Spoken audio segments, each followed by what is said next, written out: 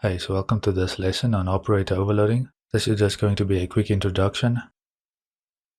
In this lesson, we are going to learn how to define the behavior of existing operators when applied to user-defined types, in other words, our classes and structs. I'll demonstrate overloading unary and binary operators, and also overloading operators as member functions or as global functions.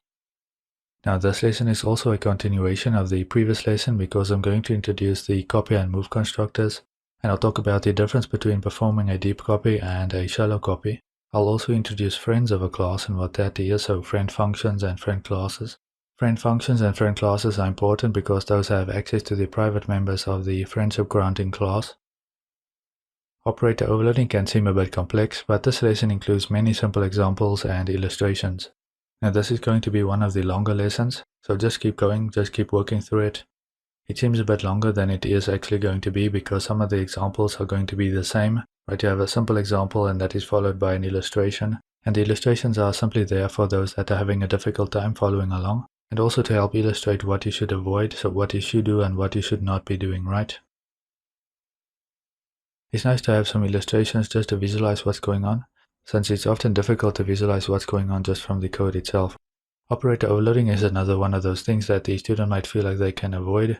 Right, you may feel it's complex and that you really don't want to be dealing with it, but it's quite important, and hopefully through the examples and the illustrations, you will see just how useful it can be, and then later on in the lesson I'll show an example in Unreal Engine where you'll see just how useful it can be for your custom types such as vectors and so on. So let's say that you have some class or struct, and you want the addition operator or the multiplication operator or the assignment operator to work with that in a familiar way, just like with variables, for example. Right, you can do int x and int y, and then you can assign those together or you can add those together and so on. And maybe you want to do similar stuff with your custom types. Now the problem is your custom types will most likely have multiple members, so not just one member, and it can also have pointers, so your classes and structs are like blueprints, and those are going to have to manage the memory when you instantiate those classes or structs, so when you create an object. When those objects are created, you may have to allocate memory on the heap, maybe for an array or something like that, and those blueprints that define the objects also have to manage how the memory on the heap is going to be deallocated, right? That is when the object goes out of scope or is destroyed.